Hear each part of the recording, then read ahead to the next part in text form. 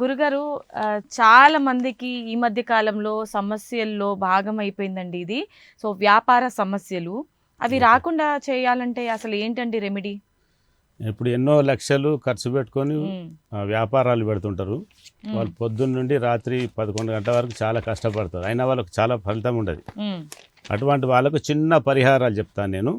మీ హ్మ్. వ్యాపార స్థలంలో మంగళవారం రోజున హ్మ్. గణపతికి దీపారాధన చేసి ఓకే. ఒక 108 ముళ్ళ గరికమాల వేసి హ్మ్. లడ్డు నివేదన చేసి హ్మ్. ఓం గం గణపతే నమః అని ఒక 108 సార్లు జపం చేస్తే ఆ వ్యాపారానికి అభివృద్ధి అనేది కలుగుతుంది.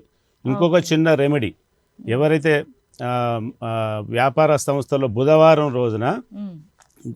గోధూలి వేళలో అంటే ఆవులు సాయంకాలం ఇంటికి వచ్చే వేళలో హ్మ్. వ్యాపార స్థలంలో లక్ష్మీదేవికి కుడివైపున హ్మ్. ఒక మన ఆవు నెయ్యి దీపం పెట్టి హ్మ్. వెలిగించి హ్మ్. అందులో ఒక కొబ్బరికాయ కొట్టేసి ఒక చిప్పల తేనె హ్మ్. పెట్టి నైవేద్యం చేయాలి. హ్మ్. ఆ తేనె నింపిన ఏదైతే కొబ్బరికాయ ఒక్క ఉందో హ్మ్. అదే యజమాని తినాలి. దానివల్ల అభివృద్ధి అనేది చాలా ఉంటుంది, చెందుతుంది. రైట్. ఓకే. సో అలాగే చాలా మందికి రుణ బాధలు ఉంటుంది. తీసుకున్నప్పుడు బాగానే ఉంటారు. ఒక నెల 2 నెలలు అప్పు తీర్చడానికి బాగానే ఉంటుంది. తర్వాత వాళ్ళకి ఫైనాన్షియల్ ప్రాబ్లమ్స్ అనేది ఆటోమేటిక్ గా వచ్చేస్తుంది. అది దేని వల్ల అంటారు? దాన్ని అవాయిడ్ చేయాలంటే ఏం చేయాలి?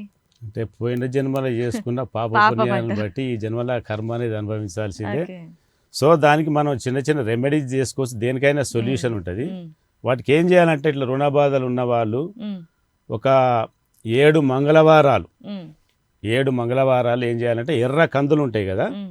ఎర్ర కందులు తీసుకొని ఉమ్. పొద్దున్నే మంగళవారం పొద్దున్నే స్నానం చేయగానే ఒక దోసిల నిండా ఎర్ర కందులు తీసుకొని ఉమ్. ఆ ప్రాబ్లం ఏందో రుణ సంబంధానికి ప్రాబ్లం ఏదైతుందో అది తీసి ఒక గిన్నెలో పోసి బౌల్లో పోసి ఉమ్.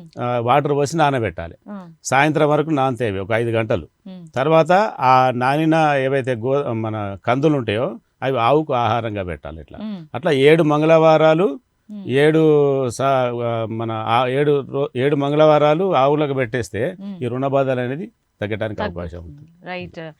ఇంకొక సందేహం గురుగారు, చాలా మందికి అనుకోకుండా యాక్సిడెంట్ జరుగుతూ ఉంటుంది. అవును. అది అంటే వాళ్ళ జాతకంలో ప్రాబ్లమో మరి వాళ్ళ కర్మ అలా ఉంటుందో తెలియదు, కానీ అసలు ఈ యాక్సిడెంట్స్ అనేవి ఎందుకు అవుతాయి అంటారు? మీరు చాలా మంది చూస్తే పిల్లలు ఉంటారు కదా, ఆ. బైక్ తీసుకొని పోయి అలానే గుద్దేస్తారు. పడేసుకొని వస్తారు. ఉమ్. చాలా మందికి అవును. అనుకోకుండా కింద పడేసి దెబ్బలు తాకుతాయి మోకాలకు మోచేతులకు. ఉమ్. ఉమ్. వాళ్ళకి ఎందుకంటే వాళ్ళకు ఆ జాతక చక్రంలో మెయిన్గా ఉమ్. శని, కుజుడు, రాహు ఈ గ్రహాలను చూసుకోవాలి. ఉమ్. ఆ గ్రహాలు జాతక చక్రంలో బాగాలేకపోతే ఈ యాక్సిడెంట్ పురం అనేది ఎప్పటికుంటుంది. అంటే ఇంకొక సందేహం ఏంటంటే, జాతకంలో ఇబ్బందులు ఉండి యాక్సిడెంట్ అవుతుందా, లేదంటే బండి కొన్న ఆ తేదీ ఏదైతే లే ఉంటుందో అలా కాదు, అలా బండి కొన్న తేదీ కాదు కానీ ఆ. బండికున్న నంబర్ ఏదైతే ఉంటుందో ఆ. అది బ్యాడ్ నెంబర్ ఉంటే కంపల్సరీ అట్లా యాక్సిడెంట్ ఓకే. అవ్వడానికి అవసరం ఉమ్. ఉంటుంది. అందుకే ఆ బండి తీసుకునేటప్పుడు నంబర్ తీసుకునేటప్పుడు కూడా వాళ్ళకి లక్కీ నెంబర్ సరిపోయేది ఏదైతే ఉందో ఆ నంబర్ తీసుకుంటే బాగుంటుంది. సరే, ఓకే గురుగారు, కాల్స్ తీసుకుందాము. చెప్పండి. సతీష్ గారు లైన్ లో ఉన్నారు. Hello. Hello. Good morning Satish గారు, నమస్తే అండి. నమస్కారం మేడం. ఎవరి గురించి తెలుసుకోవాలనుకుంటున్నారు? మేడం నా గురించే మేడం. ఓకే, మీ ఫుల్ నేమ్ చెప్పండి. ఇంటి పేరుతో సహా చెప్పాలి మేడం? అవసరం లేదు. ఏంటండి? ఇంటి పేరుతో కూడా ఇంటి పేరు ఏమవుతుంది, పేరు చెప్పండి. ఫుల్ నేమ్, మిమ్మల్ని ఏమని పిలుస్తారు? సతీష్ కుమార్ అంటారు. సతీష్ కుమార్ గారు. Okay, me date of birth చెప్పండి. 4/6/1985. 4/6/1985.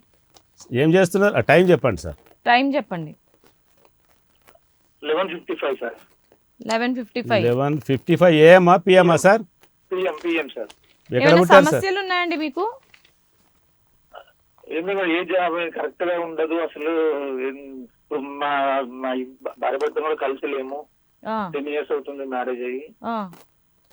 ఇంట్లో ప్రాబ్లమ్స్, మళ్ళీ నాన్న కూడా రీసెంట్ గా చనిపోయారు. అసలు మీరు ఏం చదువుకున్నారు సార్ సతీష్ గారు?